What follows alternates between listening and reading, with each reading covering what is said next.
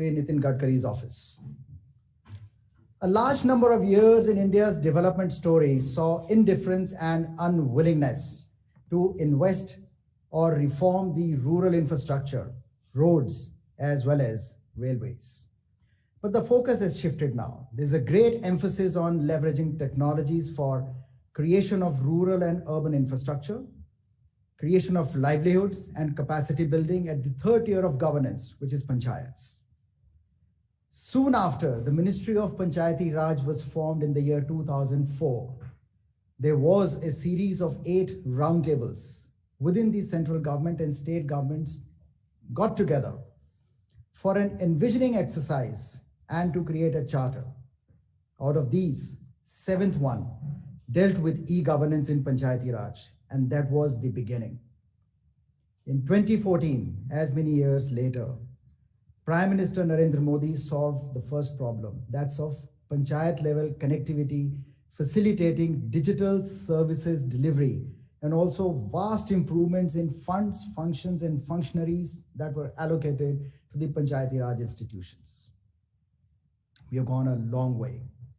People of India not only embarked on a journey of defeating poverty, but also moving its vast population up the value chain and create employment through reskilling and entrepreneurship development in more aspirational areas. Needless to say, cutting-edge technologies are still required for managing scale, costs, and timely execution of such large-scale projects. Technology will galvanize to create citizen-first digital platforms, knit the value chain, and enable citizens to consume the services in a secure and a seamless manner, anytime, anywhere. So the question is, are we ready? So how is industry geared up to walk in step with the government's Digital India vision? And where are the opportunities for the industry to collaborate and support your efforts better? Ladies and gentlemen, welcome to this roundtable on the future of digital governance in a run-up to the 68th SKOCH Summit. Today, we focus on digital citizen services, and we have the pleasure of having with us Mr. Khushwant Sethi, Joint Secretary, Ministry of Panchayati Raj, Mr. Amit Kumar Ghosh, Joint Secretary, Ministry of Road Transport and Highways, Mr. Charanjit Singh, Joint Secretary from Ministry of Rural Development, Mr. Vijay Devnath, who is CISO and General Manager at CRIS, Mr. Rajshri Purkayastha, Head of Pre-Sales, Tata Communications, and our experts, Dr. Shefali Das, former DG NIC, Mr. GB Panda, former Senior Advisor from Niti Aayog, Mr. Bhushan Mohan, former consultant, NEGD METI, and they have been associated with SKOCH Development Foundation in the capacity of the Distinguished Fellows for a long time and supporting us. With this, may I request Deepak to run the introduction, AV.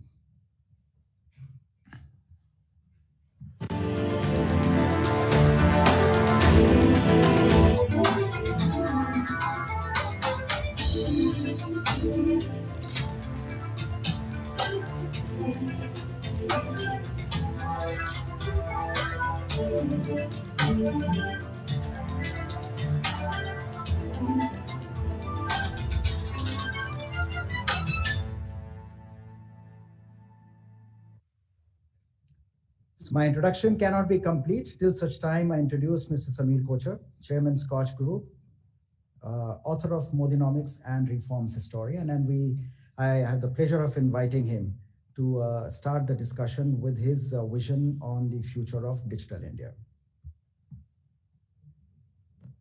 You are muted. The subject that is closest to my heart is that of Panchayati Raj. Ever since Digital India was formed, I've always argued that it has to start with the Gram Panchayat. It has to be bottom-up implementation. It should not be a top-down implementation. To certain level, that vision has been stunted over the years because of this prickly issue of funds, functionaries, and finances. there are various levels of devolutions that have happened in different states on that. Some states are very forward, some states are still remain backwards. However, with under the chairmanship of Dr. Kelkar, the Finance Commission had very significantly uh, improved the devolution to the Panchayati Raj institution to the third tier. And ever since, there has been an impetus. As Gushan mentioned, in 2004, there was this 7 roundtables, following which there was a committee formed by Ministry of Panchayati Raj called the Gerula Committee. I happen to be a member of that committee, where we had envisioned, the direction that Panchayati Raj and e-governance can take. But that scheme kind of languished for many, many years simply because there was no money, and Panchayati Raj wasn't really a high priority till this Finance Commission money started coming in. Just last year, I happened to visit the Ministry of Panchayati Raj, and I was very pleased to see the secretary himself showing me a dashboard. And on the dashboard, he could show me every panchayat level activity that was going on. So it was very impressive, and I was very heartened to see the kind of ground that has been covered. Talking about the Panchayati Raj itself, the amount of money now that is going through Panchayati Raj institutions is fairly enormous. And audit and monitoring of that obviously does remain a key demand. So somewhat RTI had addressed that. It was a panchayat-based movement. But then there has to be more formal structure to audit and monitor the utilization of funds, projects, etc. So that's an area I'm sure today we will hear a lot more about from Mr. Sethi. Infrastructure and road transport and highways has been a great success story in India. I mean, post 91 reforms, the rail sector that really performed very well was road, transportation and highways. And that is what has kept the economy moving. Very important part even in national integration. In fact, about a year back, year and a half back, we had done a feature cover on Chenani Nashri Tunnel. We had said that if at all ever Jammu and Kashmir has to be integrated with India, one of the crucial roles is to be played by roads. And Chenani Nashri Tunnel was the precursor to complete integration of J&K into India. So very significant project of Ministry of Road Transport and Highways. But again, while they have covered a lot of ground, I think the biggest pain point for them remains acquisition of land and alignment of roads and so on and so forth. And that's where they seem to have done some significant work. Rural India, Rural Development Ministry over the past several years has been one of the best performing ministries. It's been awarded several times by us. One area where they have recently started focusing is more on skill development and livelihood. Given the kind of economic contraction that is going on, the hope for economic revival is from rural India. So we have Mr. Charanjit Singh, Joint Secretary, Ministry of Rural Development, who's driving these initiatives. We have Mr. Vijay Devnath, CISO from Chris, as you heard before the conference started, there are a lot of questions vis-a-vis Chris that we have. Now the entire point of this exercise is that we've gone through all the submissions and I am kind of long in the tooth looking at the initiatives. So when we sit here and we are inviting you, we already know that you're driving some very good projects. So while we would like to briefly understand for the benefit of our audiences, what is it that you have achieved in the particular area that we talked about, like in Panchayati Raj and audit and land acquisition and road transport and in skill development and livelihood in rural development, we would also like to understand what is the future of digital governance and digital services delivery that you foresee? Which are the areas you are upgrading? So 5 years now, is there a plan that you're working to? What are your new technology investments? What are your new process changes? What is it that you plan to do so that we can align the entire community around that and see how we can all work together and deliver that? So with that, we have also, I mentioned it yesterday and day before, we are setting up an envisioning group for future of digital governance. And we are trying to look at sectoral plans in that. And just before we went through some presentations already, some discussions already. in some of the ministries, the direction is very clear. In some of the other places, the direction is not so clear. And so the idea is to jointly then bring in that clarity in that direction and say, hey, this is what we're going to do together. And I hope that in today's discussions, all of us will get a good degree of understanding and clarity on not just the ground covered, but where are we going? What are the next steps and the next steps? How do you scale it? How do you make it population scale? How do you do 100x of what we're already doing? Because that is what is the order of magnitude that is possibly required over the next 5 years if India has to do the 10 trillion uh, economy goal, even though it is not going to happen by 2030, but even if it's happening by 2035, what is it that we need to do? And we all depend on you for that. With that, over to Gursarat. Thank you, Samir.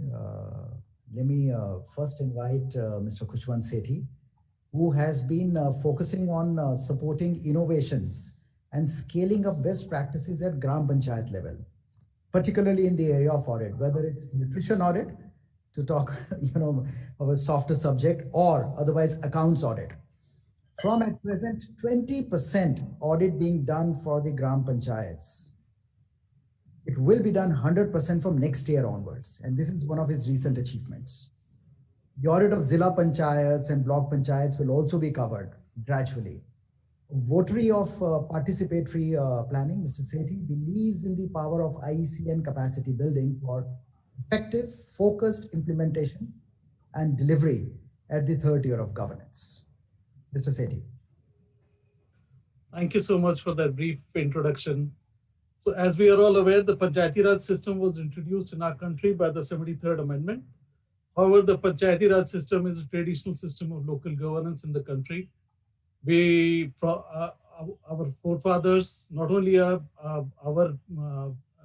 few generations after the independence, but even before that, traditionally, it has been the traditional system in the villages. So all of us are quite familiar with that.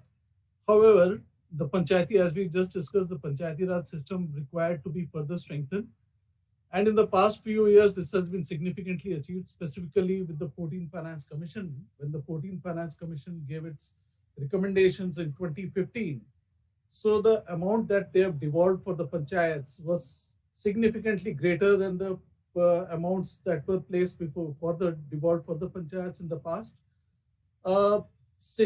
More significantly, the amount was 3 times as compared to the previous Finance Commission. So the total amount actually that was going to the that was earmarked for the panchayats during the 14th Finance Commission was to the tune of about 2 lakh crores, 2,292 crores to be precise. And more importantly, the Finance Commission, in its wisdom, also said that this amount will also go only to the Gram Panchayats, because that is the level that is closest to the people, and that is the level also that is mandated to provide the basic services to the people. So whereas this was a remarkable departure from the previous Finance Commission reports, where the funds were devolved to all 3 tiers of panchayats, that is at the Gram Panchayat, at the Block Panchayat, and the district level panchayat. So we have seen, all of us, that now as a result of that 14th Finance Commission devolution to the panchayats, the capacity of the panchayats has been significantly built up over the years. And today, if you go to any village, you will find that the basic services, the provisioning for the basic services such as, intra-village roads, or let's say drains, street lights, all these are started to become visible at the ground level. So this is a remarkable achievement in the past few years. And the way the capacity of the panchayats has been built over the years is evidently clear in this COVID pandemic, when during the COVID pandemic, the disease started to go into the rural areas, and the panchayats were galvanized, and the panchayats have really done excellent, taken excellent initiatives for control of the disease, specifically in the first few months of the disease. The role of the panchayats was really appreciated by the Honorable Prime Minister when on the 24th of April on the occasion of the 15th on the occasion of the National Panchayati Raj Divas, the Honorable Prime Minister interacted with the Sarpanches, and he has lavished a lot of praise for the way the panchayats have handled the pandemic in the rural areas. With that said, and the 15th Finance Commission has then subsequently given its recommendation for the present year in its interim report. And the 15th Finance Commission, in keeping with the tradition, have also allocated an amount of 60,750 crore, which was earmarked for the panchayats during the present year. So you can see this is the highest ever devolution for the panchayats in any 1 year up till now. So you can see the marked progress and the trend where the panchayats are being progressively strengthened by the government. So this is the huge achievement. However, the 15th Finance Commission in their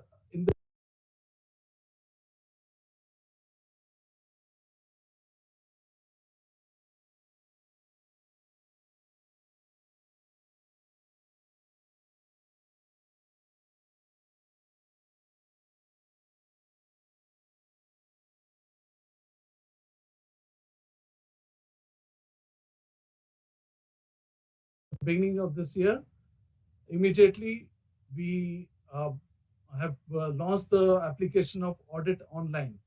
So which is an application for carrying out the online audit of the panchayats. This application was launched on the 15th of April and in a VC meeting with all the states by our Honorable Secretary. And I'm happy to state that all the states have immediately welcomed the step and they've accepted this onboarding on audit online. And today all the states are onboarded on this application. I'm also happy to state that we have also achieved huge progress as far as implementation of audit online is concerned. In this audit online, what we have said it for this year, all the states will carry out 20% of the audit of the Gram Panchayats, and next year the application will be fully scaled up. So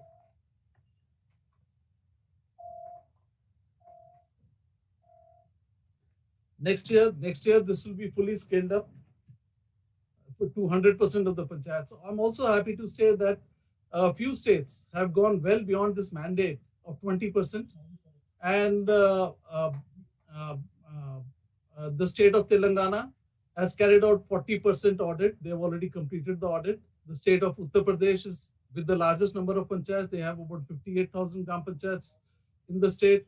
They've decided to carry out 100% audit of the panchayats using audit online. Telangana, although they've done 40% audit with the help of audit online, but the rest of the panchayats have been already audited manually. So they've carried out 100% audit of the gram panchayats. And similarly, many of the other states, like the state of Andhra Pradesh, has gone little beyond 20, and about 21% of the audit has already been carried out. And the total number of gram panchayats that are today onboarded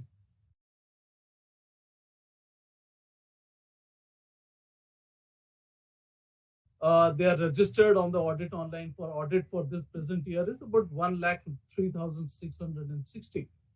So this is the remarkable achievement by any standards. Not only this, I would also like to add that from the ministry side, we have a very robust e-governance system.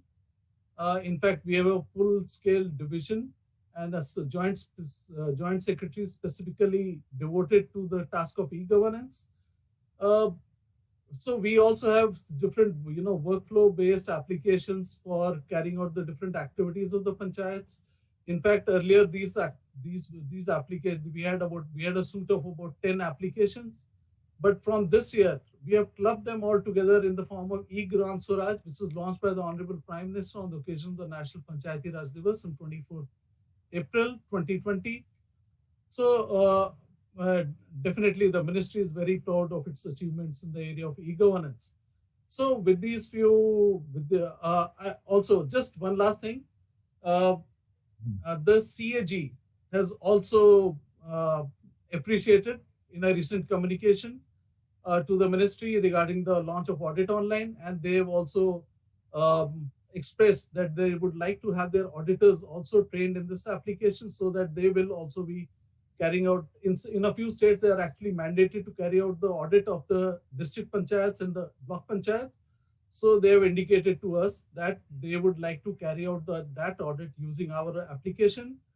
And I recently gave a presentation to the CAG where about 500 of their auditors from all over the country were present. And this application, the presentation was received very, very well. Thank you so much. Thank you, Sethiji. Let me move over to Listen, can I interrupt for a minute? Hello? Yeah, go ahead, please. Yeah, I just wanted to understand, since this is a subject so dear to my heart, I just want to know, where is Panchayati Raj going next? So what is on your technology radar? How is the connectivity looking like? The big picture. As far as technology is concerned, some of the new initiatives that are being taken in the ministry, I think you're all aware with the Swamithu Scheme. If for benefit of everybody, I'll just give a brief outline of that scheme. Under the Swamit, that in the villages in the Abadi area, while their land records for all the agricultural lands, that was primarily because the revenue system, that revenue used to be traditionally collected from the agricultural lands. But for the Abadi areas, there is no ownership titles with the owners of the houses, the people who have their houses in the villages in the Abadi areas. And that too after so many years of independence. So the result was that these assets could not be monetized by the owners. Means you could not go to a bank and say that I own this property in the village and I need I need 50,000 or I need 1 lakh rupees for a loan for my livelihood or for my investing in my business or for whatever purpose. So that could not be given as a collateral.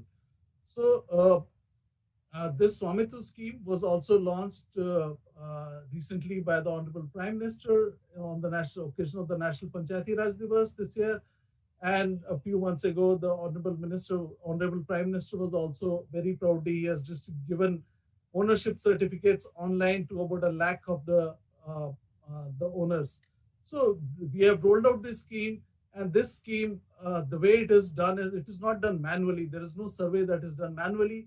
We use drone technology. The drone goes and takes an aerial picture of the Abadi area of the village, and then these are plotted, and then the area automatically comes in that this house has this much area, and on the basis of that, the property cards are given to the house owners. All this work is done by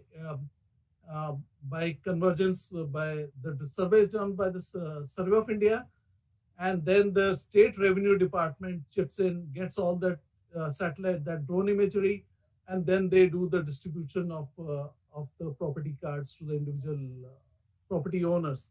So this is a new technology area that we are getting into. Another area that we are getting into is spatial planning. So you're all aware of the master plan system in the urban areas. However, in the rural areas now, with the expansion of the national highways and the state highways network, this expansion has been particularly, very, very well documented, very well done. There has been a huge expansion in the last 5-7 years, as we all know. So,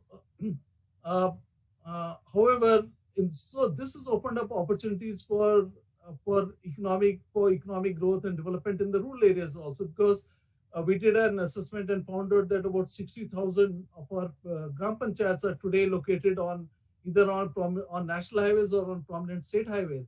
So that is the window of opportunity. So as you all must have seen when you travel on a national highway, that in all those rural areas, what happens is somebody comes and buys a piece of land and he builds a swank hotel on that. However, next to that, you will find a dhaba or a tea shop or a sweet shop or any such thing. So that planning is not in a planned manner. So there is a huge scope for proper planning by some kind of a master plan or zonation or something like that. So the ministry is taking that up in a pilot scale, and then we hope to, depending upon what we see from the pilot scale coming in, we hope to then converge it with the other schemes of the government of India. So like that. So these are the recent initiatives using technology and advancement in the rural areas by the ministry. We are muted. Under the Swamithu Scheme, I think we are almost heading towards dematerialization of property ownership, I suppose. Is that seems to be the vision. Now, given that, and given the nature of Panchayati Raj,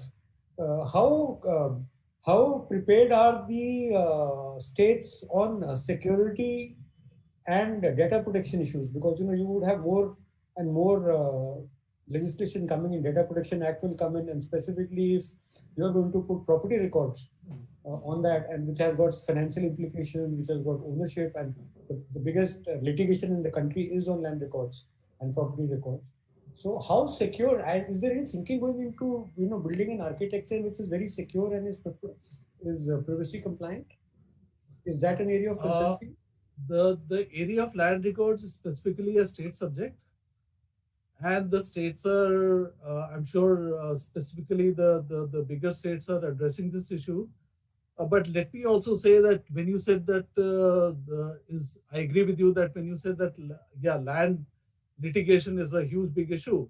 So, but our limited experience right now has shown us that where we've gone and had an advanced meeting with the panchayats, with the local villagers, there everybody has come on board, and we had been able to do this very quickly.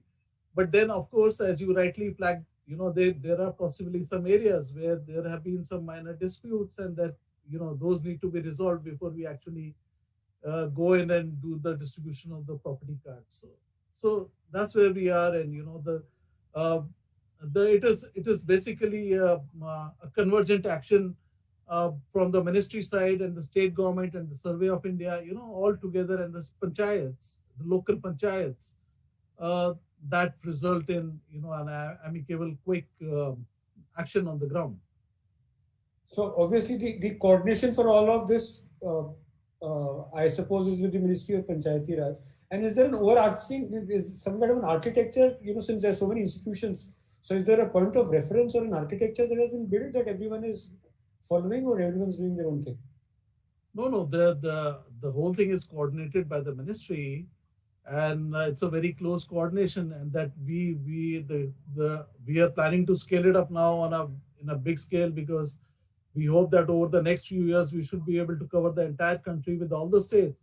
So that's where we are, and that we are in the process of establishing, working out and establishing that kind of architecture. So that's where we are right now. So in terms of enormity, it will be huge. It will be huge. It will be huge. So you can see the work that is cut out for the ministry. So your bread and butter you can also see the pressure that is there with us. So the bread and butter challenges still would be scale, reliability, connectivity. Yeah, definitely. Yes, of course. Artificial intelligence and blockchain is very far from it. It's just yeah. So wonderful talking to you. As I said, I am one person in the private sector. I think we need to meet together. Maybe you can also seek a meeting with our secretary sir, and our secretary sir is very dynamic. He has so many new ideas, and we are working on some of them, and that we see some more ideas in the pipeline. I'm sure we'll be able to do a lot more in the coming days and coming years. I have personally visited hundreds and hundreds of Gram Panchayats. We even awarded and rewarded work at the Gram Panchayat level. Anyway, so Gursharan, over to you, to the next speaker. So thank you so much. It was thank you so much. Conversation. We will take this further as we move on. Let me at this moment invite Mr. Ghosh, who is responsible for highways and land acquisition, planning, financing, construction, and operations of national highways. Recently implemented Bhumi Rashi portal, a fully digitized and automated solution to help streamline the process of land acquisition. Bharatmala, you may have heard of it. India's largest highways development program was conceived for construction of 34,800 kilometers of highways with an estimated cost of $100 billion, which is under implementation currently. Also happened during his time. He was earlier MD of UP-SIDC and Mission Director, National Health Mission. And a little known fact about him, like the way Samir, you are an author, he also happens to be an author, and he has penned down a book called Geostrategic Importance of Indian Ocean, and is working on the next one. Mr. Ghosh.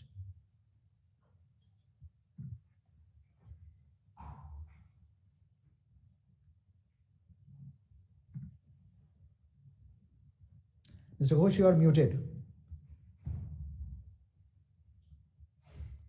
You have to unmute yourself.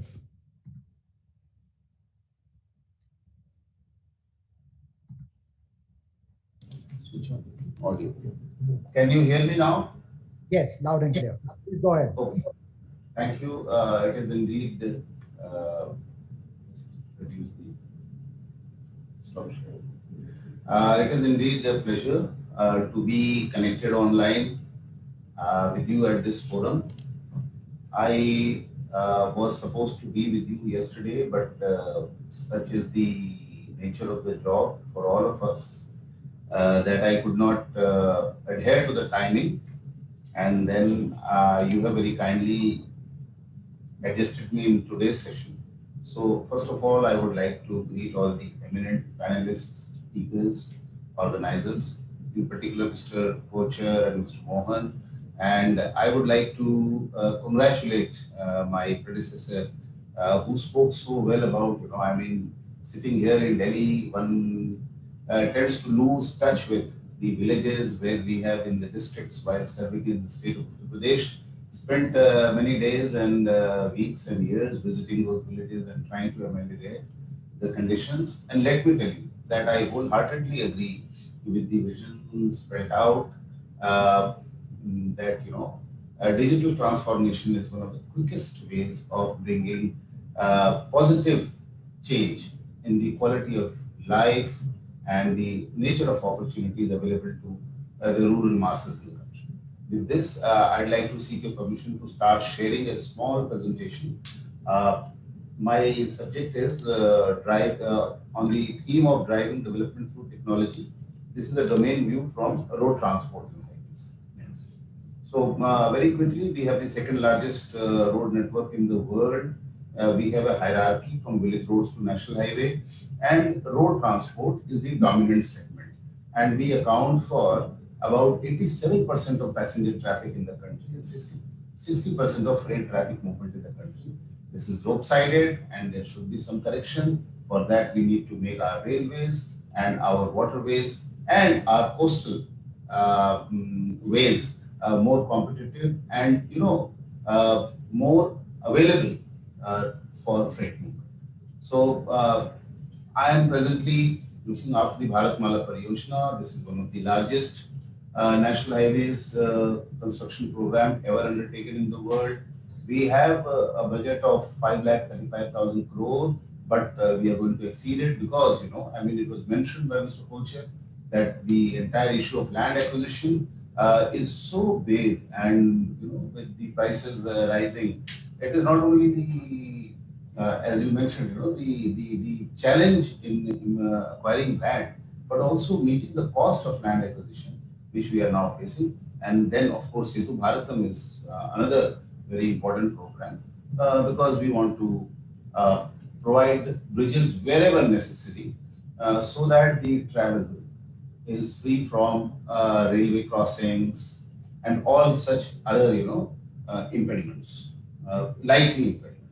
So let me get to the, you see, very quickly we would like to come to the theme, and I can say that we have a collection of technology-based initiatives. I'll begin with the Bhumi Rashi, which is something that I'll be talking about in detail just after this slide. So Bhumi Rashi is a portal to simplify land acquisition process. Now India is a country, revenue laws are state subjects, lot of variation. The way the land records are digitized, the way they are organized, and the way they are classified in the categories of plots and lands and nature. The way the nature of land is defined, somewhere dry and somewhere irrigated. All those things, we are trying to address through this portal. Second is We are the third largest land bank owner in the as a central ministry in the country. So we need a database for our road assets. So we have a road asset management system. We are implementing a very large ERP SAP. It is called Idisha, and this will bring everything that you see here on a single platform. Then we have attempted a bidders information management system, and I'm happy to tell you that I'm very hopeful that people wherever they are, when they are bidding for our projects, we want to make it. The Japanese have really done very well in it, and we have this goal that we should also have a very functional BIMS. Then, of course, the project manager. This is a project execution ministry. It's a project planning ministry, it's a project execution ministry, and then thereafter, finally it's a project management, and we have to manage our assets. So PMIS is very important for us. And then, of course, the famous and which has done so well, the fast tags. So very quickly, next slide, let me show you. This is our portal on land acquisition. And let me just mention a few figures, because this Bhumi Rashi has evolved with our experience, and I'm happy to tell you that this portal comprises names of 740 districts, 6,765 sub-districts, and 6,62,167 villages of India. We keep updating wherever we find that we have some revenue unit coming up. Then the entire process flow up to the approval by Honorable Minister of State for Road Transport and Highways and the publication in the Gazette is all online. This has proved to be a very next slide, because this has actually saved a lot of time for us. We do auto generation of bilingual notifications of land acquisition. You must be seeing those bulky advertisements that we still publish in 2 local newspapers. That is because that is the requirement of the Act of 1956. So, but we do it because still today in rural areas, a lot of people like to keep a copy of those advertisements as proof that their land has been included in the award or the land acquisition order. So, as you can see, we give alerts to all stakeholders. We do real-time generation of reports. We have, earlier it was not available, but now because of the voluminous number of plots, plot numbers, khasra numbers which have to be entered, we have allowed offline data entry. Then we have now also added, after about a year of experience, interface for adding arbitrator and providing login to arbitrators, because there are thousands of cases which go to arbitrator before they enter the formal process of civil suits. So in each district we have at least one arbitrator, and we have a very large number of cases where people like to go for getting enhancement on the amount that is determined to be paid to them. Then, because as I mentioned, then there's the entire process of civil suits. People pursue cases, and NHAI also likes to appeal, the PWD likes to appeal. So we have court cases. Then we are also generating the competent authority for land acquisition, typically an SDM or an ADM designated for land acquisition by the state government or the revenue authority of that district. So we also generate a performance report, and now we have also finally added a grievance redressal system so that people can tell us very quickly about the specific project, and we don't lose their application. Their application do not fall through any cracks. So it's a very comprehensive initiative, and I'm happy to tell you that other infrastructure ministries have studied, and we have provided them all information, and they are also now in the process of considering whether they can adapt this, because this is based on the National Highways Act of 1956. So, as you know, I must tell you that there is a general act for land acquisition in the country, LAFCLAR 2013. But for our ministry, we are allowed to acquire land for national highways through the National Highways Act 1956. Hence, Bhumi Rashi is slightly customized for our ministry, but it has been studied by Ministry of Railways, for example. so that they can also adapt it for their own land acquisition. We'll go to the next slide very quickly. I don't want to spend much time, except that we have a platform where buyers and sellers, for especially for cement, because this was something that was lacking. There was no big market. It was all localized. So this is one platform for infrastructure and materials providers in AMPRO. Then we have another called Infracon, because you see we have a very large number of DPR consulting and authority engineers and independent engineers and supervisory engineers, people who study the construction as it progresses, and they give certification about the quality of work. So this portal we have, and then of course we had ePace, which now we are planning to subsume under the ERP project, and we have merged it with PMIs. So over the years, this ministry has been using a very large number of technology-driven solutions, because let me tell you that we spend about 1.4 to 1.5 lakh crore rupees per year these days on national highway construction, and it is not possible for to follow and keep track of the numbers, which are humongous, the figures based on paper. So digital solutions are the only solution that are possible for us. I mentioned about the large ERP project. It is called eDisha, and it says E is of course electronic, digitally integrated system for highway assets. So all the projects, all the portals that I mentioned, all the initiatives, they have been integrated into eDisha. So we feel that we are now at the stage when we are trying to show you, I'm trying to show you the possibility of having an integrated digital solution, specially customized for the requirements of this ministry. As I've shown in the second bullet point here, we had about 60 applications. So about 50% of the application will get subsumed or integrated with the eDisha ERP project. Next slide. So FASTag I mentioned, and FASTag, when I travel on the national highways, I find that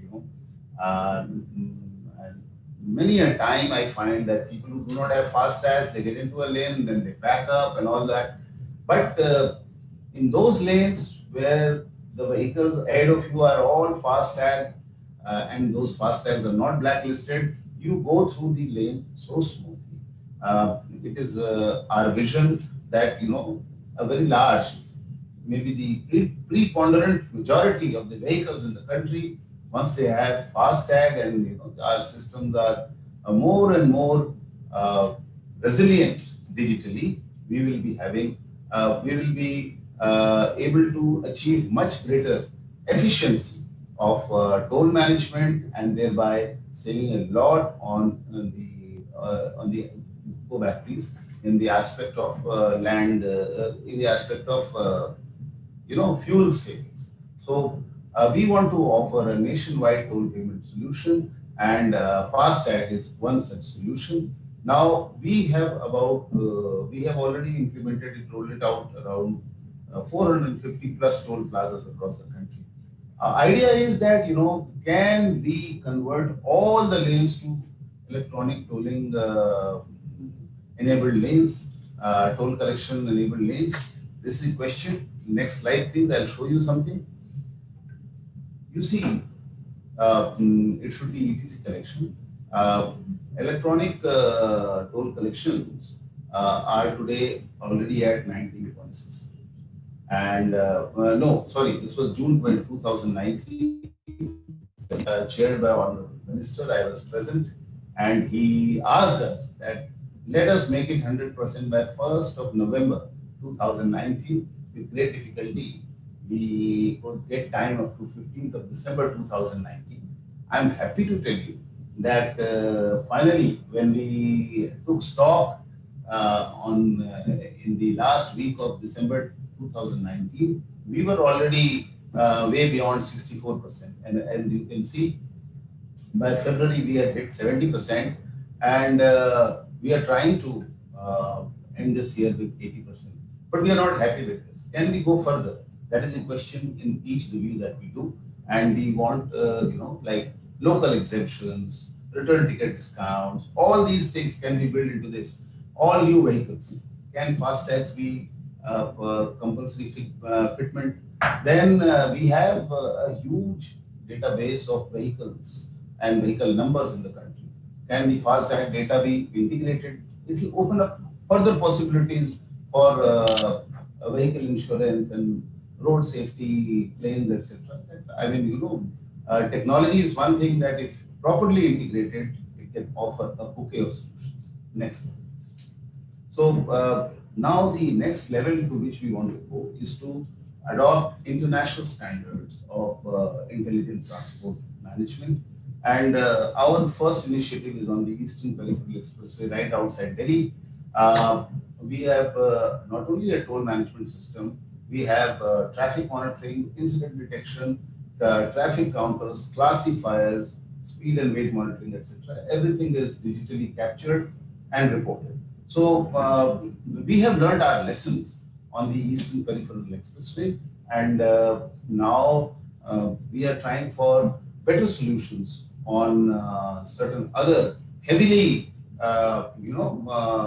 very busy and where we have heavy traffic, such national highways. So that there are different models. So we are trying for different proofs of concept so that we arrive at something which suits the Indian genius, and it is not something that we pick up from anywhere in the world and just transplant. So it should be something which relates to the highways of this country, but is at the same time of such standard that the international standards are met and qualifications are, the quality is delivered. So then, of course, that aspect of multi-lane free flow tolling, everybody talks about it these days. Having gantry-mounted automatic detection of the number plates, etc. That is also we are trying that in one North Indian state, and Punjab, we are trying to operate it and see, and that is something that we'll have the report by the end of the year. Next. So these are some more things that we wish to do: automated fare collection service, automatic vehicle location system, passenger information system, vehicle planning, schedule and dispatch system, and depot management system. We want so that India is one country where the cost of logistics as a percent of GDP is in 2 digits, whereas in a country like Germany, in Europe, or Singapore, in Asia, or the US, it is all single digits, and they keep moving between 7 to 8%, or sometimes 6.5%, whereas we are somewhere around 14-15% of the cost to the GDP in terms of the cost of logistics. So percentage of GDP. So this is something that will require all-round effort, and this is something that we are now in a position to implement, and we are planning for it. Next slide. Yesterday there was a speaker at one UN SKAP had organized a conference, and the speaker was kind enough to say that in many ways our road safety standards through our new app which has come has is now matching those of the advanced countries of the world. So these are some of the reforms that we have done under the Motor Vehicle Act.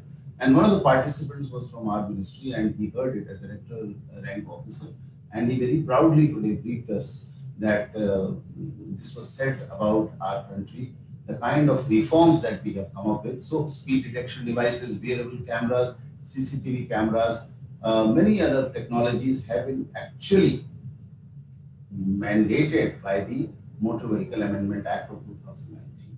So use of information technology and tools for traffic management, enforcement, Vahan I have spoken about. Then we have also Sarthi, the central database and online system for driving licenses. And we have an IT platform for generation, monitoring and disposal of challans. So a lot of people, they come back to us that we have been given a challan for something as simple as jumping a red light, and it's very expensive. The penalty is too high. But I think that given the cost that an accident can impose on on a person, a family, and the country, because we have the largest number of deaths in the world from road accidents. So I think we need very, very strict enforcement, and technology is one such facilitator which can help us build, as a society, greater discipline for in order on the road, so that less and less number of accidents take place. In fact, the state of Tamil Nadu has reduced significantly the number of accidents through proactive use of digital technology, and we have now signed an MOU with IIT Madras to develop what is called Indian Integrated Road Accident Database. And we want to build this database and automatically capture location, time, etc. through e-application, sharing of road accident information through with stakeholders like police, road authority. IIT Madras will design the rollout of IRAD software in, as I said, Tamil Nadu, of course, because they have done fantastic work, but Maharashtra, Karnataka, MP, Rajasthan, UP also. And then thereafter, we will go for pan-India rollout. So we also have the Indian Road Assessment Program, and in that we are trying to see what are the safety features that we can improve, prescribe for the country. Friends, I want to, while on the subject of accident, next, as I said, we have about 5 lakh accidents per year, and 1.5 lakh people die on our roads, not only national highways, of course, but it's a heavy cost. So we are trying to bring, using technology and infrastructure, better incident management systems. So we have a plan for ambulances, SUV vehicles, tow-away cranes, etc. So let me just tell you that all this incident management system where that golden hour is so critical. All these stakeholders that you see, they have to be connected through means of communication, data sharing, and of course a very good response system, follow-up system. So these are the central and support units for that. Finally, at the very end, let me also tell you that we are constantly innovating in this ministry, and we see that technological innovation is something which brings transformation across sectors. So the road sector is benefiting from what is happening elsewhere, and what we learn in the road sector will benefit other sectors also. So we try to adopt and implement innovative technologies. Durable roads are very important, and we have to go for new technologies. This is something that, I'm not talking only about digital technology at this point in time in my presentation. I'm talking about, the openness that is required to adopt new technologies wherever we find. I'll just share with you that in Andamans, there is no coarse sand. And coarse sand is required for soil stabilization. I'm happy to tell you that Indian companies have come up with technological solutions for stabilizing soil without having to carry coarse sand across the Bay of Bengal from the littoral states of India to Andamans. So this is something that we are trying to do. I hope I have not taken too much of time. You will stop sharing now. Thank you very much. And I think that in terms of technology and adoption of technology, we in this ministry are very open, and we feel that technology can bring great improvement in the quality of experience available to road users in the country. Thank you very much. Thank you, Mr. Ghosh. Thank you, Mr. Ghosh. That was a absolutely wonderful presentation. I love the clarity of thought that you had. Given my little bit of background in economics, all of us are looking towards government spending for economic revival. And the infrastructure sector is one area where, a lot of money is going to be spent. So, our stakeholders will be very interested in terms of where your technology investments are going. Your application investments are very clear, but in terms of connectivity, infrastructure, more storage, uh, more security, privacy, what are the top 3, 4 technology investment areas that you're looking at? Your application investments are very clear to us, but in terms of technology infrastructure, if you can give us any If idea. you're talking about, investments directed at the absorption and adoption of superior technology for infrastructure development, let me share with you that with Bharatmala, the entire, the model, we came up with the GQ system, the Golden Quadrilateral and the North, South, East, West corridors. They were known as the 6 national corridors. But now we have come up with what are called economic corridors. Then we have, this is now a corridor-based national highway network. And there is a hierarchy. And for each kind of corridor, we have different standards in terms of, for example, for expressways, the lane width is more because the vehicles are traveling at about 100 kilometers per hour or more. So the lane width we provide is more, the base of the expressway is more. So we are trying, we have had some very good experience with CC roads, but now we are also trying to come up with what we call perpetual and semi-perpetual pavements. We are trying to see whether we can develop pavements which last and do not require what we call permanent repair after a few years. So can we have pavements in the country, that surface on which the vehicle runs, which will be free of the requirement of getting repaired for the next 15 or 20 years? So that kind of technology we are investing a lot in. In fact, the kind of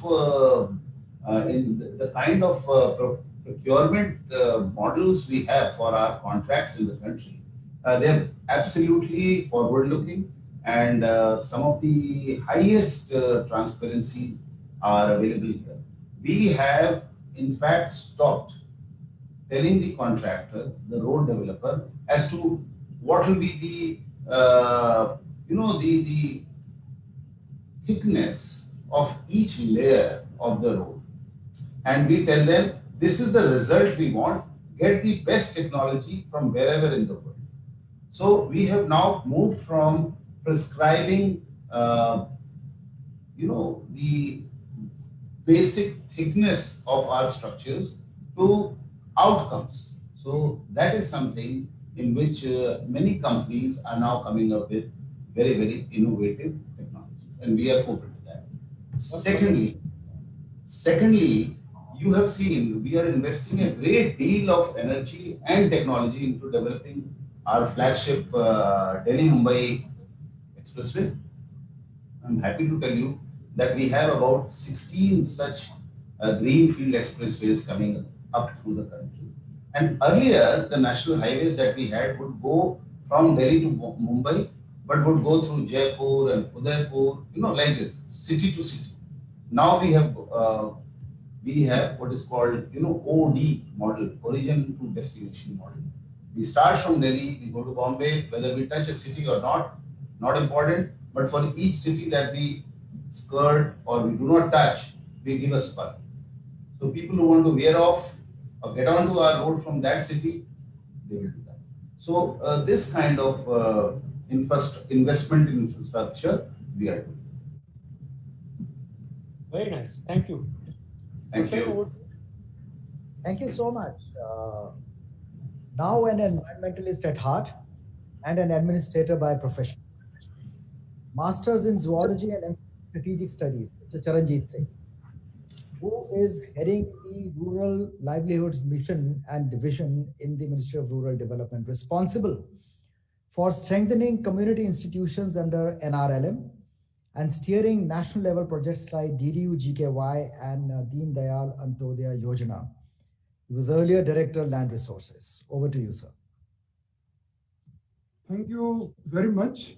And no, it was a good opportunity to listen to such good presentations by Mr. Khushwant Singh and Mr. Amit Ghosh. It was really a wonderful opportunity.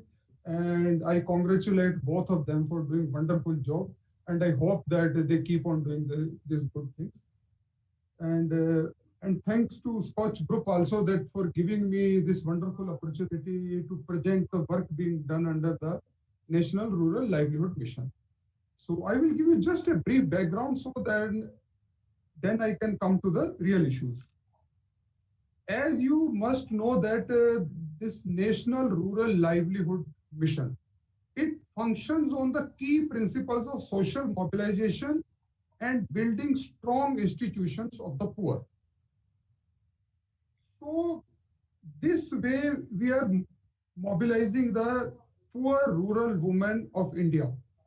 And we have mobilized around 7.11 crore women into 66 lakh self-help groups. So this shows you a humongous number we have achieved in the past few years. And these self-help groups are then organized into village organizations at the village level, and then at cluster level we have cluster level federation. So this is a basic structure of our National Rural Livelihood Mission at the ground level. Then there are state level mission and national level mission. The effort is that this community institutions need to be continuously nurtured and supported so that they are effectively managed and attain self-reliance. So this was our basic mandate. But how to go about it?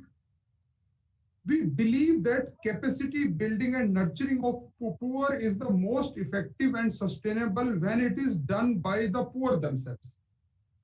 So we have trained around 3 lakh community resource persons in different fields like Krishi Sakhi, Pashu Sakhi, Bank Sakhi, Udyog Sakhi, etc.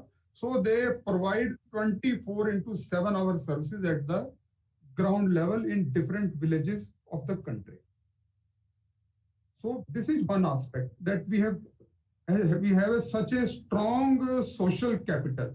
And I will give you just one instance what this social capital can do.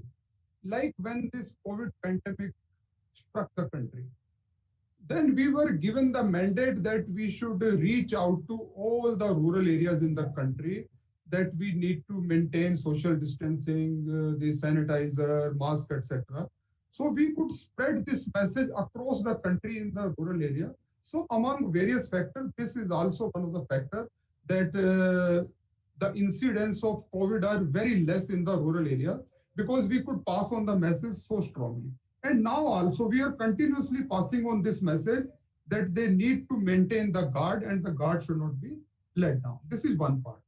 And then I will give you one more beautiful thing I think you should know. I wouldn't go into the details, but because this scheme is a very, there are many parts of this scheme, and if I go into detail, it will take a long time, and I don't want to take your long time. I will just give you brief highlights that we have this concept of providing revolving fund and community investment fund to the self-help groups. Why do we provide them? So that they make a history of lending and giving back the loan to the self-help group. So that when they go to the banks, the bank is confident and then the banks lend them good amount of money. So up to now, we have given 11,580 crores as RF and CIF to our self-help groups. And you will be surprised to know that our self-help groups are so strong that they did wonderful with this RF and CIF, that banks have given them 3.6 lakh crores as bank credit to the self-help groups. This is a humongous amount which has gone to these our community institutions.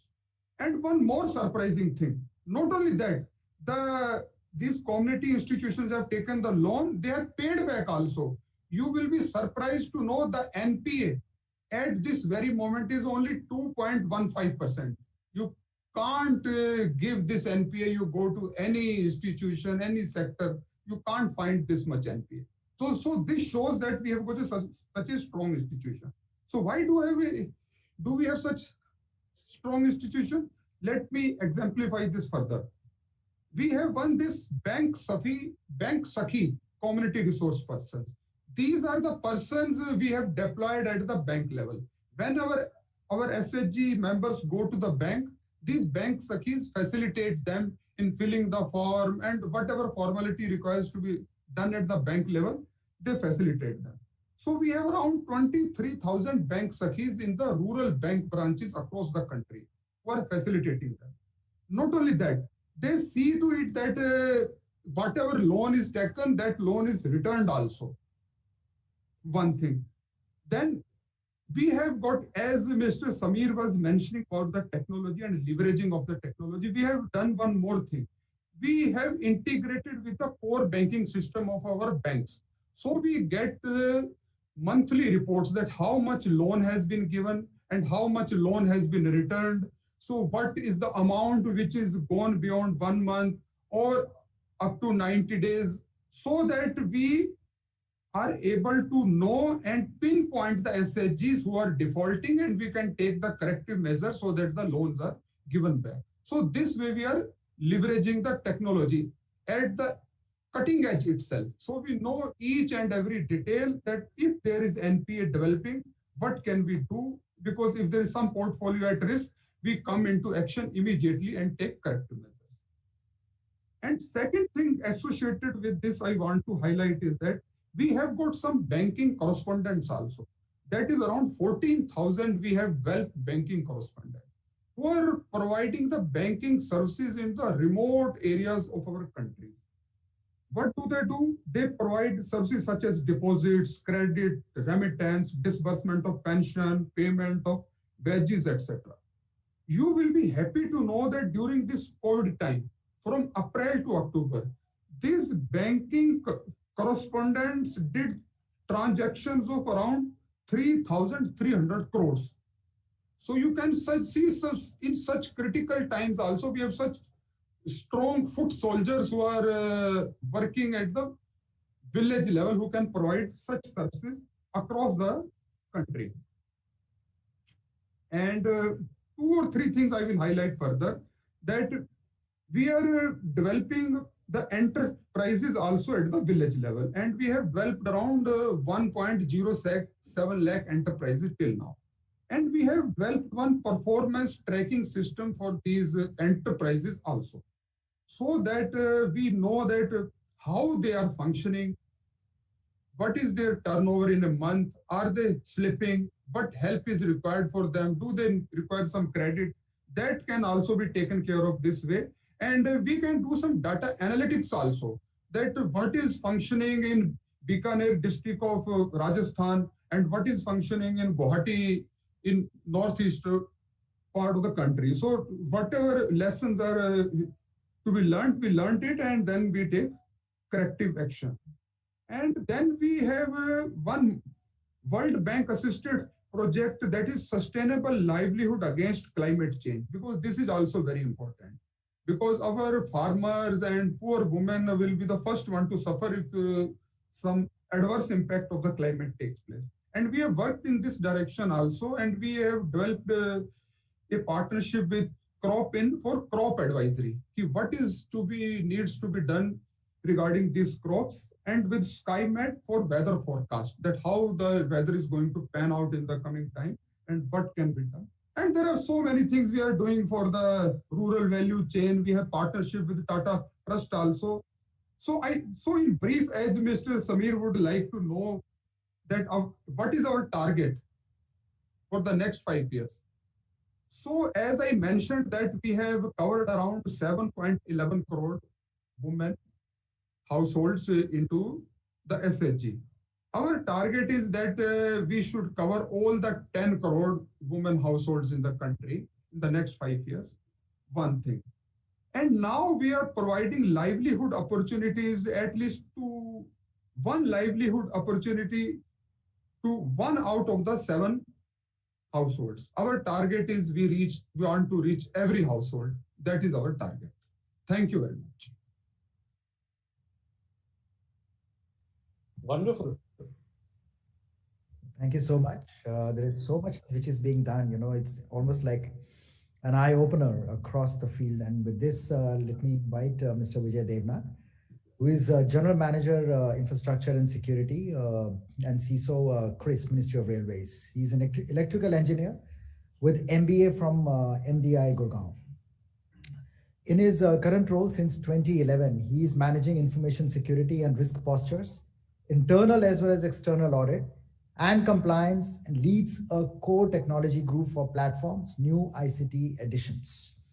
This, in addition to managing master data for railways, internal online productivity applications. Vijay, over to you. Yeah, again, good afternoon, and now it is good evening. As we have already, I think, overshot our allotted slots, so I will be brief as much as possible. First, a disclaimer is that I will not be consciously, telling you the achievements of railways before the pandemic, during the pandemic, or what it will be doing for the passengers and goods after the, post the pandemic, because that will be well known to you all through the media, and it's almost discussed on a daily basis. What I will like to focus on is what we are trying to do in the digital support to the initiatives which Railways is trying to do for the citizen of India. Again, another clarification.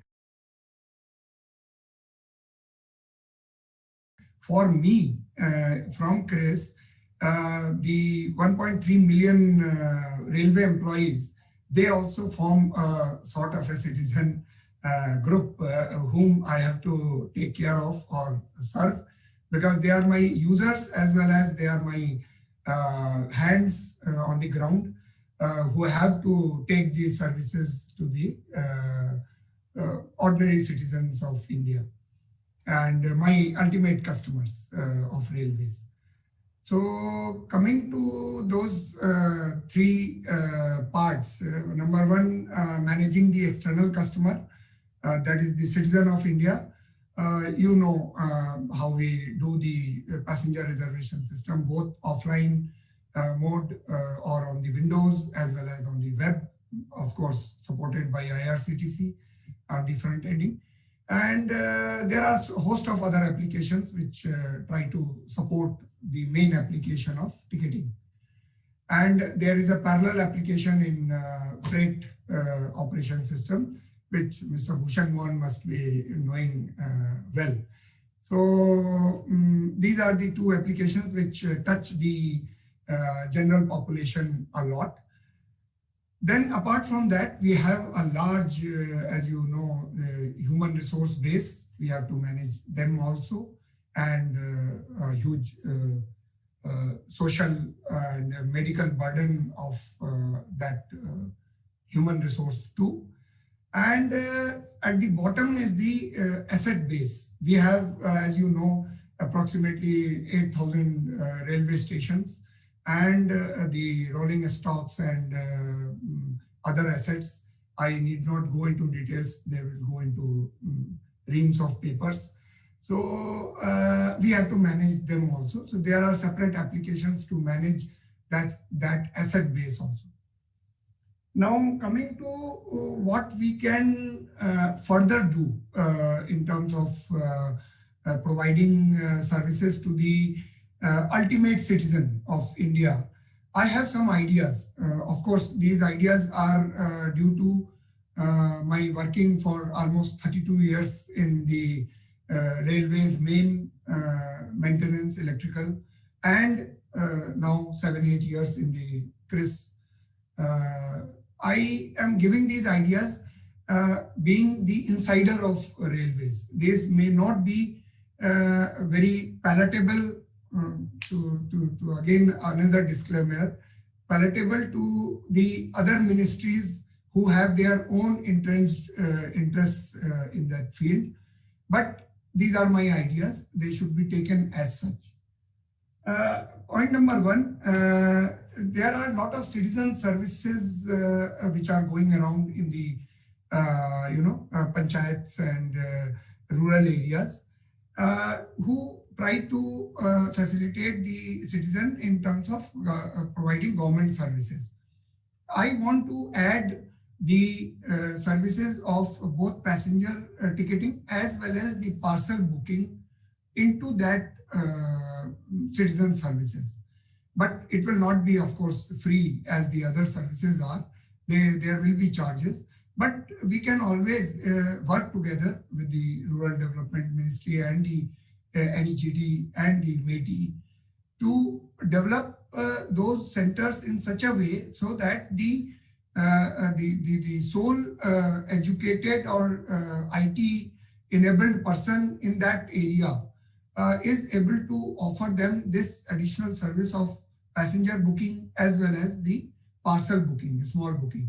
Freight booking is a separate field altogether that is not related to rural panchayat facilitation. Another area which I feel my co-panelist will agree here is that door-to-door parcel services. Right now, railways expect that the parcels will be delivered at some of the parcel booking stations, around 3,000 of them. And then it will be carried and delivered another station where it will be again taken by the road transport. But if technically or digitally, we can integrate with the road transport sector, both in terms of having standards in terms of the barcodes, standard HSN numbers, and even the GST e-way bills integrated into the digital ecosystem, so that the person, the road transporter can directly put these goods without intermediary into the railway transport or the parcel vans. We have full parcel trains also running now. And then it can be carried on the other side, and other side again it facilitates smooth unloading and road transport to the destination or the door-to-door service, as we say. Right now, door-to-door service is available only in the road transport sector, but the railways will always like to get into that, the long distance part of the door-to-door service. Another very, very important and which will, gel with all the other initiatives which are going to the rural area is the using the station and the railway network, the digital communication network, to facilitate the areas nearby the station. We have 8,000 stations which are enabled with digital communication now, because they have some station booking or the freight booking there. So essentially the railway network, facilitated both by railways own signaling department, telecom department, and the Railtel communication, this RCIL, both together they provide digital communication to all these 8,000 stations. There can be synergies built into the system so that these stations, which are used maybe 4 to 5 hours in a day, but rest of the time they are just waiting for a train to pass or something, they can be utilized for facilitating the nearby communities for their digital needs, And station being a very well-known point in that area, it can be used in many other ways which the rural panchayat can think of for facilitating the movement of people as well as goods and the digital communication in that area. So this will be my submission. Thank you. Just one quick question for you. Railways is technologically so advanced. It seems that there is nothing further that you can do, but that may not be true. So keeping in mind, the impending personal data protection bill that is coming, or some of the impending security issues, etc. So what would be, in terms of infrastructure, or at a very core level, what would be 2-3 areas that railways is likely to be investing in or looking at? Right now, I will not go into the data privacy and security bill, because first it has to come out and we have to see the contours, and then we'll have to decide which data is supposed to be classified as personal data or the public data and the citizen data. And those things will take care later. But as you rightly asked, what are the areas where we are trying to invest in a digital infrastructure? Point number one, as you may be aware, that we are trying to pinpoint each and every train on the railway network using RTIS, as that means a digital device installed in each of the locomotives, which is tracking it in real time. That is one initiative which we are investing in. And with the help of ISRO, we are trying to get the communication also through the satellite way. The other few initiatives is in terms of improving the productivity of the assets. One thing we are trying to do very recently, you must have read in the newspapers also, we are trying to eliminate some of the redundant assets or human resource, which can be done quite well by the digital technology. Something like the guard van, which is used only for maintaining the integrity of the train, but it can always be done with a device at the end of the train, which signals to the driver in case there is a problem with the train or there is a split or something like that. So that takes away a huge lot of load of the human resource, which can be utilized in a better way in other places. Coming to the core infrastructure, we are now heavily into investing into IoT devices, wherein we are trying to tag each and every wagon. We have approximately 4.5 lakh of them, and then some 80,000 coaches.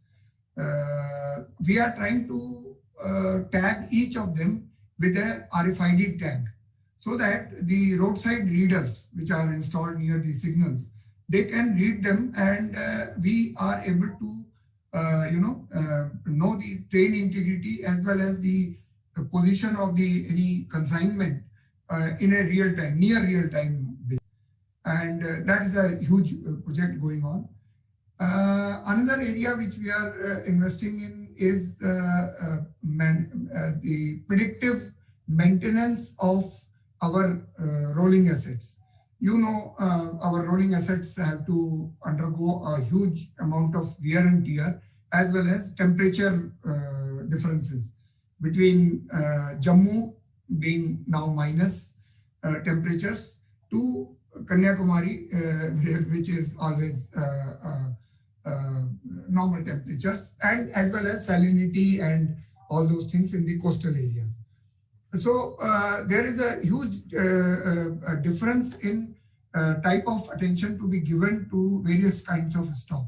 So based on the data collected from the existing systems and the upcoming IoT systems, we are trying to use some kind of machine learning and AI also to predict when a particular asset needs to go to the workshop or to the POH shop where it can get proper attention. Instead of periodically, right now the system is to periodically send them to the maintenance shed, and sometimes it is over maintained, sometimes it is under maintained, sometimes it is unable to go to the shed because of it is working in a particular configuration somewhere. So there are a lot of challenges in that.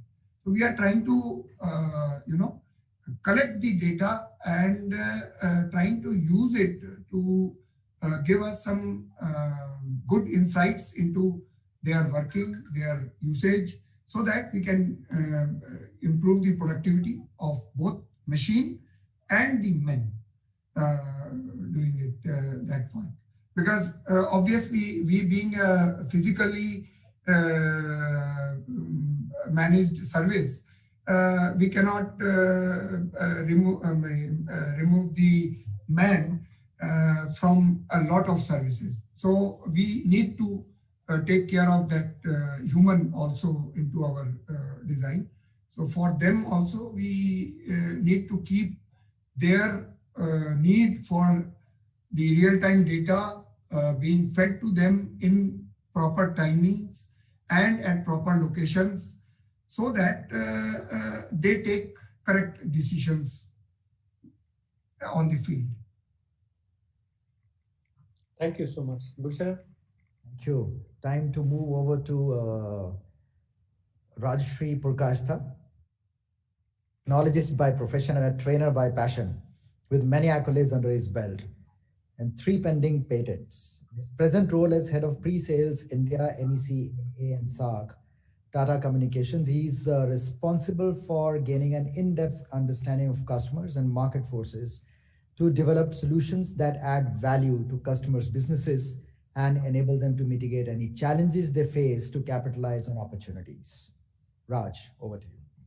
Thank you so much. It was really great, all the discussions that we've had till now. And one thing which came in very clearly from almost not almost but all of them is that technology is playing a great role in doing what they're doing, either to give services back to the citizens or for the government itself, right, or the ministry itself. And therefore, I'm not going to speak about what has been done or what technology can do. That's proven. But mainly, we should look at what next, right? And specifically, this time of COVID has taught us a lot of things in terms of how technology can come in and do the next big thing for us in a very short period of time. So, if you think about India and specifically in terms of what we have gone through in the last 9 months with COVID, in the first 21 days, we had a loss of around $4.5 billion per day. And that was specifically because of the shutdown which happened, and also because of the disruption in the supply chain, specifically from a China perspective. Due to which we saw a huge contraction in the first quarter of minus 24%. However, we actually bounced back. And as Mr. Samir was talking about some time back, that how can you use digital to bounce back? A recent report says that the contraction of 24% that we saw in the first quarter, in the second quarter, it has been actually only 7.5%. So that's a good news from an India context, right? And why did that happen? If you look at the digital explosion that has happened and the proof points around it, in terms of internet users or the number of digital transactions that is happening, or in the recent big billion sale from the e-tailers, 99% of PIN codes, ordering is something which is extremely, heartening from an India context, right? Earlier, we would only hear urban people, getting into the e-commerce bandwagon and ordering from them. But then if 99% of pin codes is ordering from an India context, it's a big thing, right? And of course, we also saw that during this period, we had a huge explosion in digital health, in terms of entertainment, and also in terms of a few things that has happened from the transformative government projects which are there. So taking a leaf out of a few things that was spoken about, right? So for example, Bharat Mala, I'm quite sure it's a brilliant project, and I'm quite sure it's going to play a pivotal role in ensuring that the vaccine reaches the end consumer. Obviously, there has to be a huge lot of things that needs to be done before we ensure that each and every citizen kind of receives that vaccine, and what kind of requirements needs to be done, how the galvanization of various departments will happen, will actually speak about, the execution will be in that, right? So if I look at it from a citizen perspective, right, if I look at myself as a citizen, I get services either directly or indirectly from a lot of ministries at this point of time. And now those ministries today has pockets of excellence, right? So what we heard about from today's context, either digitally or from process perspective, there are huge number of excellent things being done. But is it holistic? Is it consistent? Is it intelligent? Is it integrated? Is the question. As a citizen, am I getting an integrated, consistent architecture or a service or an experience when I look at a government services? The answer may not be no, may not be yes, right? And the reason for that is because there are scattered data repositories around, right? The core of where the data is not really to global standards for everybody. It may be for a few projects, but it may not be for everybody, right? And that's where the architectures don't speak to each other. So when we talk about how can railways speak to road transport, can it be done? Technically yes, but is there open APIs available? Is there systems which are kind of compatible to each other? That's what needs to be seen. At the end of the day, when you think about such a vast ecosystem where data of 1.3 billion people are being stored, what Mr. Samir asked a few times in today's conversation is also security and privacy of data, which will become extremely important, whether it is from a road transport perspective, where, for example, from a FASTag, if you think about FASTag and the brilliant, it's really good. The experience of myself driving on highways has actually changed. I don't have to wait on any barricades at this point of time because my car can fly through, specifically from a FASTag perspective. So I kind of salute to that specific project. But then it also has my data. It doesn't only have my data, it also has my financial data, right? And so does it has money. So what's the security around it is a big question in citizens' mind, right? And now, as I said, if you look at a G2C services perspective, I can actually look at the variance of deployments, right? Wherein I can get a passport in very short time, or a driving license in a very short time compared to what used to happen earlier. Maybe it's on global standards, but then if we look at tribal students today, their scholarship takes more than 2 years for them to get the scholarship, right? So there is a huge digital divide which is there, and the main reason around it is again being talked about is around integration, and also around getting into new technology areas and embracing them. So, for example, Mr. Kushwant talked about drone for land records, right? If you look at Africa and specifically example of Rwanda, for example, their drones are used to save lives, specifically, women and children. There were a lot of deaths because blood didn't reach on time in hospitals. Through drones, it has been changed. Now, can the usage of drones be looked at in a different perspective, specifically when it comes to citizen and health, and how systems can thereby integrate in a manner which can then give services like that. When we speak about our railway systems, where Mr. Devnath talked about IoT deployments and looking at monitoring all the coaches and the wagons through IoT, where satellite is being looked at. Why not a combination of satellite and mobile services? Because satellite bandwidth and consumption is extremely costly. So can we look at a convergence of both of them, where both of them comes together? It will be better, faster, cheaper, and more optimal. And that's what is required, right? So here is where an integrated government ecosystem will not only give better services back to citizens, where everything will be citizen-centric and driven, but also will ensure that your ecosystem is much more efficient, where maybe, what Mr. Amit has deployed from a road transport perspective can be used by other ministries, right?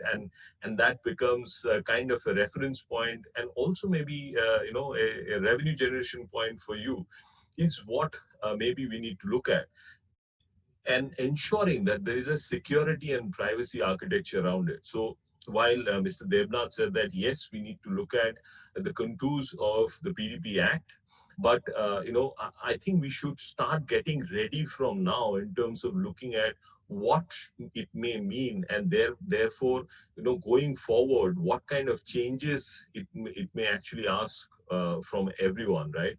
It shouldn't happen that once the act is there, our architecture is not able to cope up, and we'll have to throw out a lot of things that will not be good for either the department or the ministry or the citizen as a whole, in terms of either the time lost or the revenue lost or the money spent, right? That's what we think is extremely important, where we think about an integrated ecosystem, where technology starts playing more and more role in terms of giving services back to the citizens, where best practices which we heard today, it goes across, and maybe a similar ecosystem is deployed. It's somewhere where with 3 clicks I can actually get a service rather than 15 clicks, where security is also in top of the mind, right? So this is the architecture that we actually envision from that perspective, that when we think about citizens and citizen first architecture, there, either citizen like me who's digitally literate, has a digital presence, and can, go digital, would directly, go and talk to the various channels which is available. Some of the digitally illiterate, percentage of India can actually do it through support help desk or CSCs. But digital is what should be the first motto out here, right? That everything will be digital first. Then, since we are talking about a huge nation out here with 1.3 billion people, we have to think internet and internet first, right? Because internet has reached nooks and corners of the country, and with satellite becoming more and more common, we would see internet reaching everywhere. So that's where internet first again becomes an important thing. But when you think about internet first, obviously you'll have to also think about what do you do about security, because internet by nature is not secure. So what do you do about security? What do you do about the unsecure and untrusted nature of services that you're getting, and also may not be that performant? So can you increase the performance of the network on top of it? And when you look at where the data is stored, what about cloud first, right? Are we thinking about cloud first at this point of time, or are we still thinking about data centers and so on and so forth? Because cloud first will actually give you that impetus to do a whole lot of new things. When you talk about integrations, APIs come in mind, right? When you think about IoTs, new things, an architecture comes in mind. So all these things, you can't really go about doing a waterfall model, you'll have to actually move into a DevOps model, and that's where cloud will help you. Container system will help you. Going forward, specifically when we talk about integration, blockchain, I'm sure, will become the basic architecture which will combine everybody, right?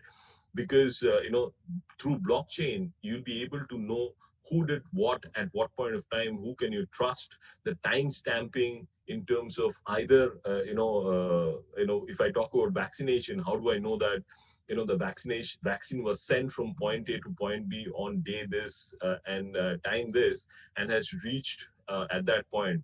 Are we going to actually believe on human interventions there, or can we look at a blockchain kind of a technology, right? And doing AI and ML on top of this is what will be done, and that's where cloud will actually come in. And here is where the security architecture and the privacy operations center, which will define the rules of how and who can get my data. If a state is getting the data, then what are the levels of interventions which is going to happen, and so on and so forth. So as Tata Communications, we have done a few things on a GCC perspective. We have government e-marketplace, both DC and DR on us. Ayushman Bharat, Poshan Bharat is something that we have done. NDHM is actually on us. From an MSS perspective, managed security and SOC, we have done multiple projects. From examples being out here: Union Bank, SEBI, GEM, LIC, etc. Of course, I'm sure when you think about network, you can actually, you also think about Tata Communications. So we've done multiple pan-India, networks for a lot of prestigious projects. Coming to IoT, which again, Mr. Devnath spoke about, IoT is obviously, changing a lot of things, right? And here is where I believe, IoT can actually do whole lot of good, specifically, when we look at smart lighting perspective. When you go deeper and deeper into India, electricity may reach there, but is it being used optimally? And that's where IoT can really come in and change the way, things are happening out there. Is it switching off at the right time? Is it switching on at the right time based on ambient light and so on and so forth, is what we have done in a lot of cities at this point of time. And last but not the least, which was not touched upon today, what is very important is collaboration, right? When you talk about collaboration, how is the departments collaborating with each other? How is the departments collaborating within themselves, with each other, and also the citizen?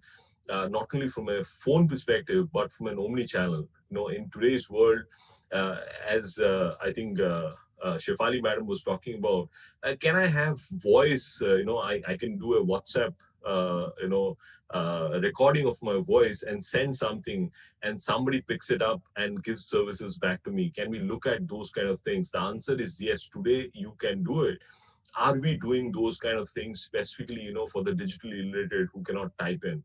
So those are the things that really excites me, and I'm sure going forward we can have very interesting discussions, and I can learn from you, and we can give you back some services which can be taking you forward.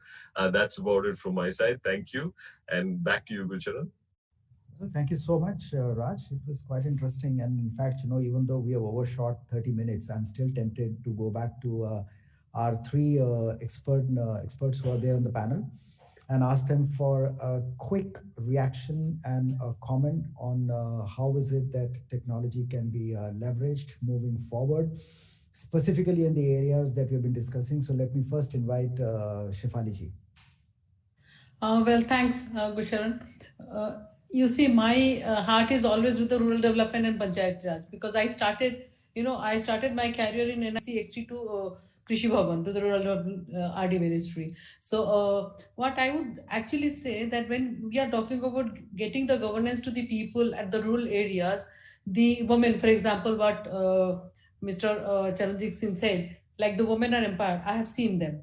I have actually seen many of them getting empowered. But can we make them more empowered by, or can we increase that number by giving them a technological solution where the illiterate, semi-illiterate, totally digitally illiterate people can still get their voices sent to the power that be, Can we do that? Like Raj has been telling, I mean, they can always come up with solutions for that, the last mile solution. Because talking about this, the applications at the central level, the apex level is okay. I mean, that can be done because it's easy to handle at the central level. But taking it to the lowest level, that is something we need to look for.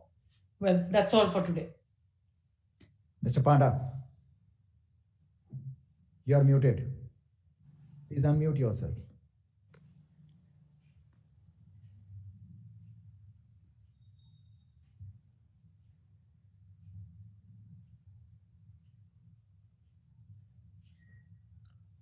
You're still on mute.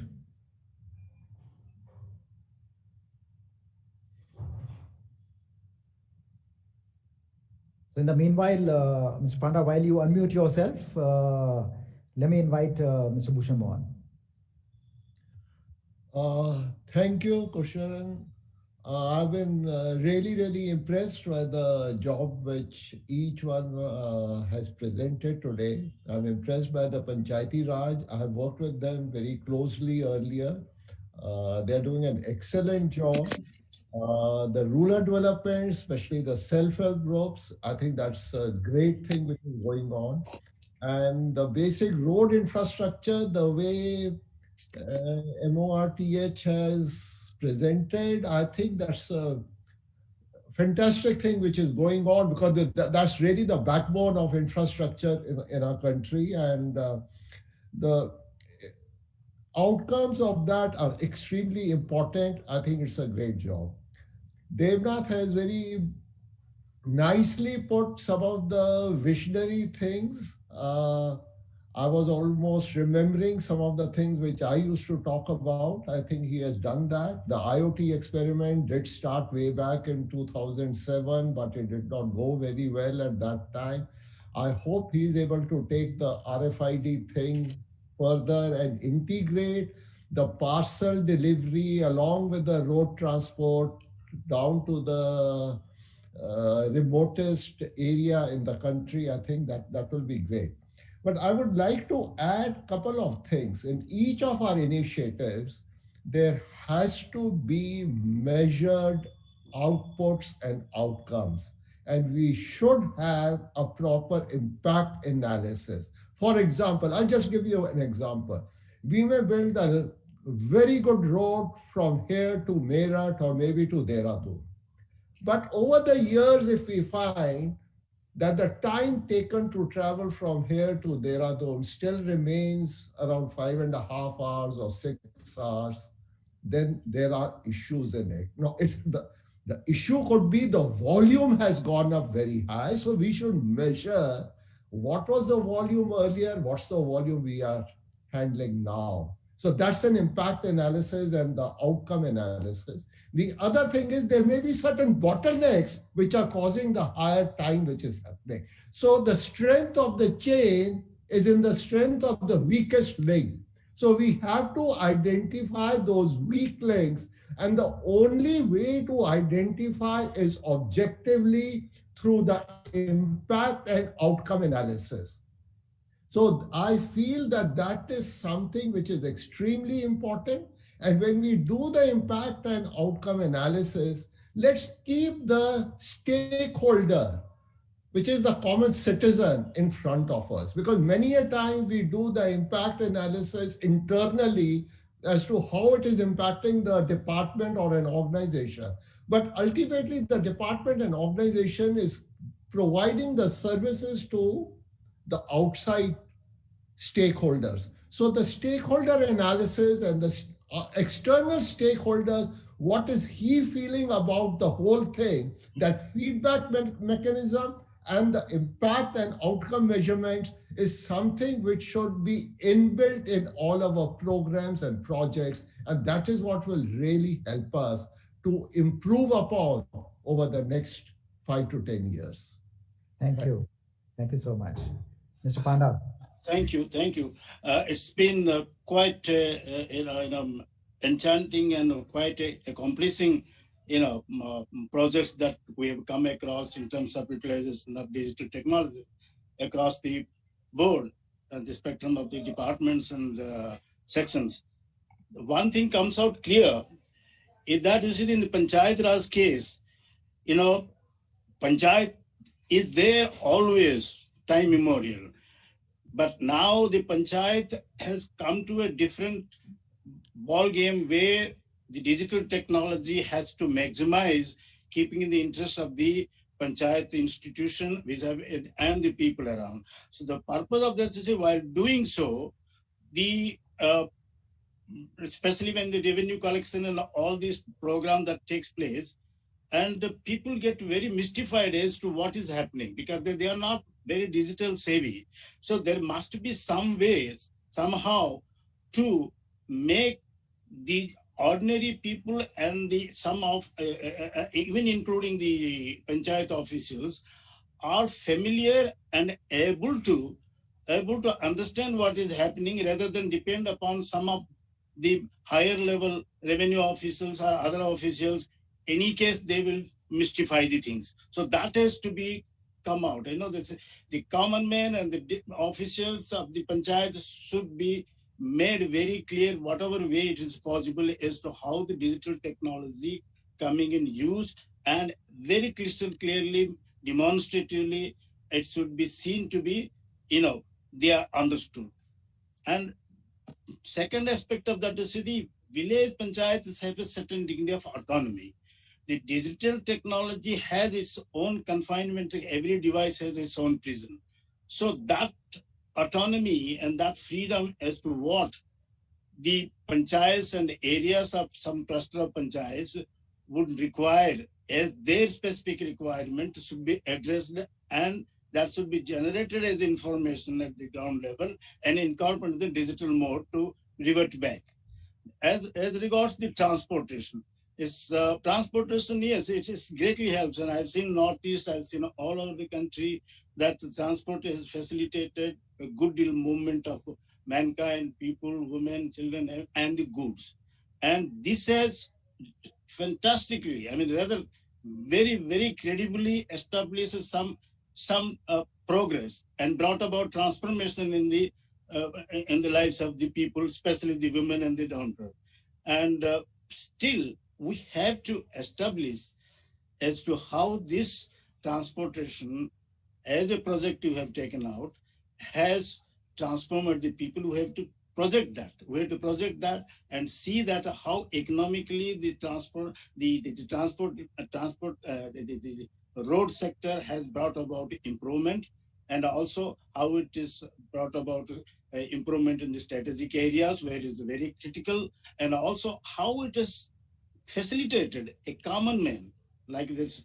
I remember one song by Don McLean saying that I believe in all roads leads from where I stand and believe in walk them all. So one has to maximize in terms of individual benefits and also the village and also community and so on and so forth. And the road sector, which has done a very great job, now it to show through a study or survey, whatever it is, as to how much change and transformation is brought. And as regards the livelihood, yes, that is there, but how much of this digital application has taken account into programming in terms of how much they have utilized in participatory management of the resources, participatory management of generating economic activities, and all these are silent. Only we have our kind of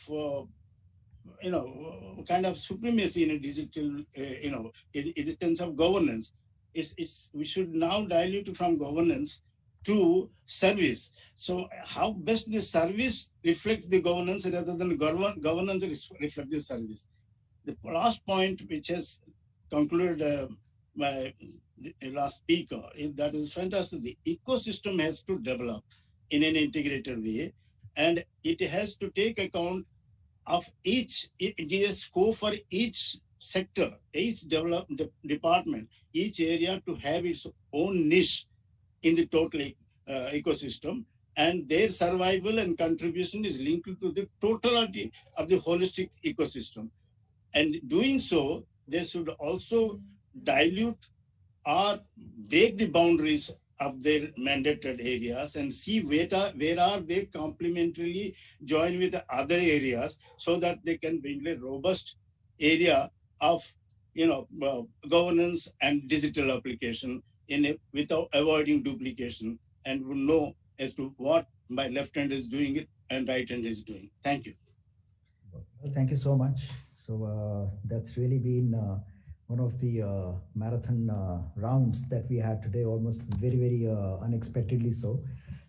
We, in fact, started on a note wherein we felt that how is it that the various projects being implemented all across, they are impacting different walks of life, and we are ending on a note that citizen ultimately becomes the centerpiece. And whether it is Panchayati Raj, roads, or even in terms of technology which is being implemented by Chris in the Indian Railways, the centerpiece remains the citizen first. And how is it that we are in a position or make it better to reach out to a common man, make his life better, whether it is through communication technologies or the infrastructure which is laid out, or the data centers which are there. Common man is not concerned as to how this is reaching. Common man is concerned only in one thing: what is reaching me, and how is it that I'm leveraging it. Absolutely, absolutely. It's been a great discussion. So, ladies and gentlemen, I think there's a comment in the chat for the panelists. It will be unfair not to take that. There's only one comment. So would you take that, please? Oh, I'm so sorry, I missed it. That's from Mr. Devnath. So, IMHO for most government services and databases. Point one that he's raising is that data is to be available first, its integrity utmost, and then confidentiality may come. Second, he says that for the rural panchayats, data privacy of village individuals is the last thought, as they know everything about everyone. Three, master data of citizen is not private in any way. Only the transaction data is to be protected and or forgotten. Four, privacy and security must not become impediments to providing services. And lastly, all ministries must not try to control the common master data of citizen. They should collaborate. Excellent. Phenomenal inputs. Thank you so much. And we all are leaving this discussion with a thought left by Vijay. So now we can formally conclude. Thank you very much for joining us. And it's been a great round, and we'd love to have once all of you over to take this discussion further. Have a good night. Thank you. Thank you. Thank you. Thank you very much. Thank you. Thank you. Thank you very much.